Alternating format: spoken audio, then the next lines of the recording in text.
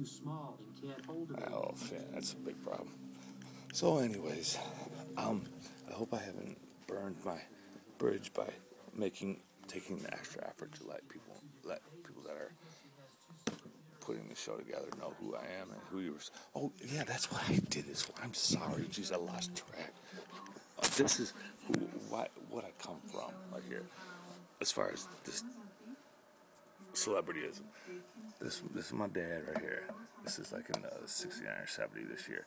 This one, and this was God. Now I can't remember their name again. It was some, like a American Bandstand, or whatever. One of them shows back then. And they were signing to go on it at the time. This was one of his bands in like the late '50s, and Pops right there. And this is his album from. Well, there's two albums right here. This is Fresh Garbage. This was his single that was put out in '69 or '70, and Warlock album was put out by Music Merchant and Edward Dozier, Holland Dozier Holland, and Motown, and that was in '71, I think that was out. And this Orange Crush with Pops again, and Orange Crush was his band in the like '69 to '71 or thing. I lose track of that stuff. I wasn't born until '69, so and this was when he was in this band. They were offered to do the opening act for Alice Cooper was just coming up, but he was about to do his first big world tour, and he wanted my dad's band, Orange Crush, to do the opening act. Edward Holland, Dozier and Holland were his representation also, and they said you don't want to do that with Alice Cooper because he was like a psychedelic soul artist. My dad, you couldn't tell he was black. You wouldn't think he sounded like all the Motown artists. He didn't sound like the non-black dude. 'Cause he's not white. He's Indian, but I'm half Indian. He's Cherokee Indian. So, but he wasn't. But he sounded like brother. So he had that soul. I mean, he was the creator of this stuff back then. So, anyways. And so my dad's management was Holland, Dozier and Holland. They said, "Nah, you don't want to do that tour." Pulled them off of it right before it started. They got somebody else, and you see where Alice Cooper went. So obviously it was a bad move. So my dad sued Motown and Holland, Dozier and Holland in 1975, and 20 years later, after battling it for 20 years, this is what happened. I have all this stuff from when I just got to Beverly Hills. I didn't want to lose it while I was doing all this cleaning, so I've been stuffing it up in here because I'm going to put this all together later. So I moved my Mr. Child thing and my Roscoe's. Oh, the president was at Roscoe's, so he was looking at the menu. When we came in right after, I took the menu. So I have President Obama's menu. He ordered it from. I shouldn't have stolen it, but I did. And these little guys that I met at the Roxy when I was there, they were just on like Today's Show or something. They're the world's youngest rock band. They dubbed them as. They're Haunted by Heroes, and they were way cool, man. So they all signed in for me.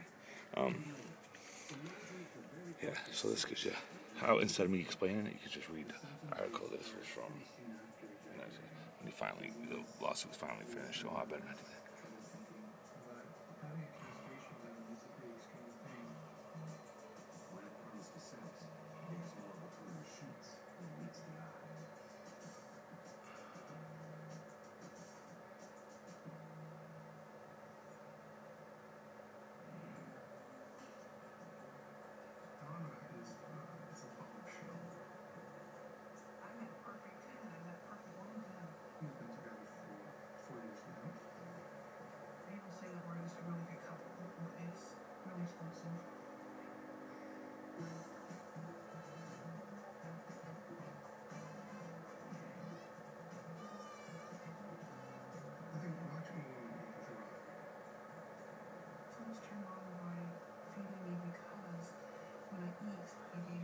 So, and now my father's dad is dead because he was a rock and roller from Detroit and an alcoholic because it's an Indian. It's in the Indian heritage to be a fucking alcoholic. Sorry, pardon my French. And so he had too many strikes going, I guess, though. So he finally made it through all this crap, fighting Motown for 20 years just so he could get his money and die. Anyways, yeah, and leave me high and dry and wondering why. Check it out. Let's just go with that. I made this guitar. It's a guitar that I made all of it, customized it. So it's got that picture of my dad from this band made into it, and my sticker from my first album. This is Jesus' Crown of Thorns. No shit. I'm gonna sell it on eBay for $20 million. It came off Jesus. I can't tell you where it came from, but it really is. It's Jesus'. I think I'm lying. I'll show you some stuff I have. Might as well just show you that. I'm legit, too legit to quit. That's what Hammer called me.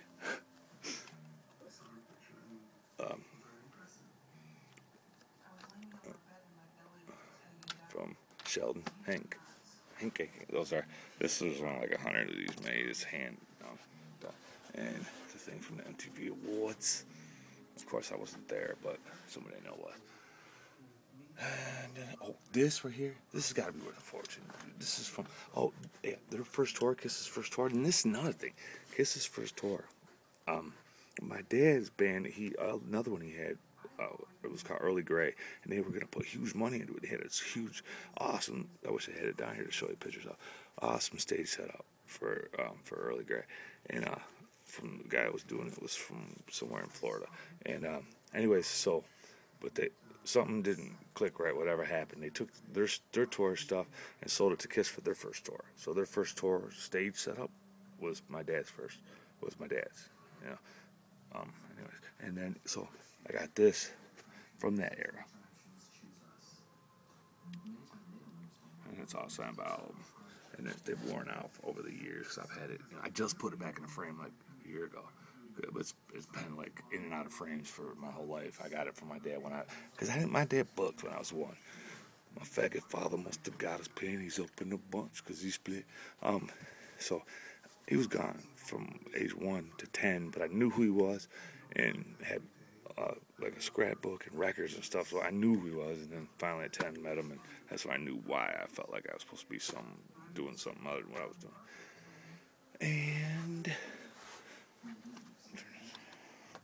And this is signed by Gene too, from a Comic-Con convention. And this phone is the most awesomest. It's the awesomest. And this is my Gene Doff when I was 10.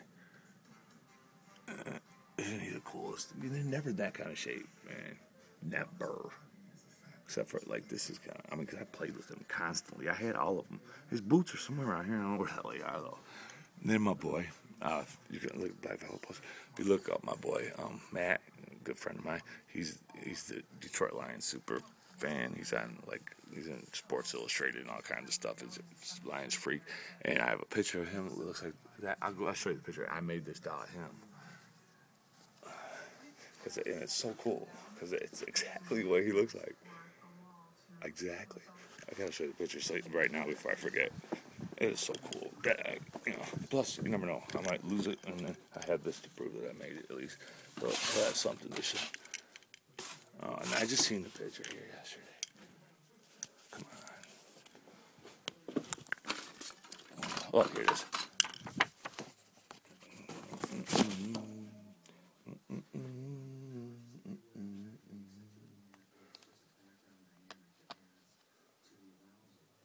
Isn't that cool?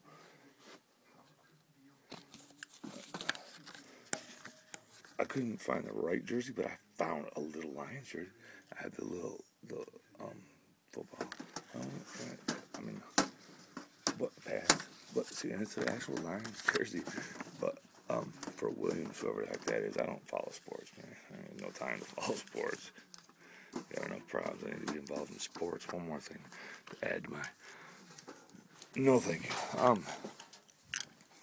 Plus, I don't know why and it's weird because the mentality of that, how people feel like if you're a big football fan and you're a manly man, but I don't feel like manly men would be smacking each other in the butt and rolling around in tights on the ground. That is so non-manly. To me, that's gayest stuff there in sports. I don't know. Sorry. Basketball feels better about it, but And hockey, because you're kicking people's asses, so that's cool. But Onions being Jeff Hardy, I got blown up. We almost like twins, too. It's pretty crazy. Yeah, he needs rehab. I'll tell you that. One day will be my home. One place. Oh, damn it. Anyway, so I just, you know, I hold the belt because I'm a diva. I have the belt.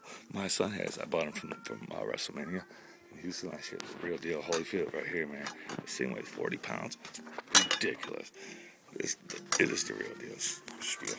Not one of those Toys R Us things. This was $500 at the WrestleMania.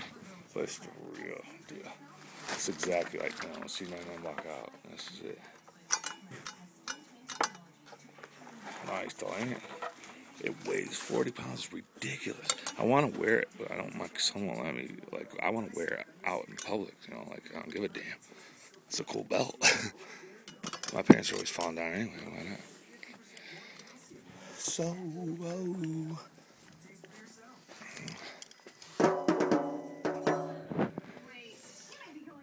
here. Eating garbage for the marathon. And my boy Mark. I made that Jeff guy too. That's the bomb for Rizzle. And my boy Rob. I got, check this out. This is. I mean, I shouldn't put it on there. Sorry, but cat responding. And then thing that I wrote on from when I was a waiter in the restaurant when he came in there, and he was in that mall, and my boy went and got him and brought him in there, and we walked outside with him and stuff, and I didn't have no paper, and I was like, you know what, I gotta have him, so I have you sign something so I could put it in my wall, and that was the first time I ever had him, so I took the slip that we carried around in our apron thing, and that's my peep show, y'all. So yeah, I'm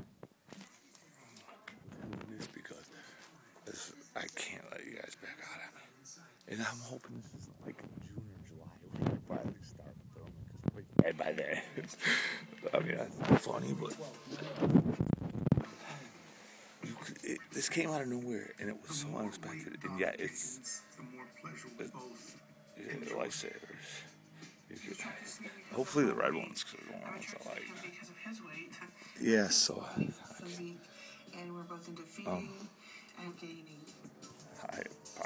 just put that all up in my face like that. Yeah, I'm talking to you because I'm just trying to stall. I want, you know, like most interventions or people getting help, it's when they've hit rock bottom. You know, someone's got to scrape them up off the bottom and drag their asses in, and they go through all that. You know what? This is a completely different scenario. And I'm wondering, did you guys? It's too much of a complication. It couldn't have been planned like that with Demi and other people. Because there's like Demi Moore and like 2 other people I found on the internet were going into, just disappeared into rehab. Are they in there? Are they waiting to start the show? So can I go? I don't want to wait any longer. I want to be out of here before it's too late. When it comes to dreaming about my weight, really, I want to be 1,000 pounds. All right. Peace out. I support Dr.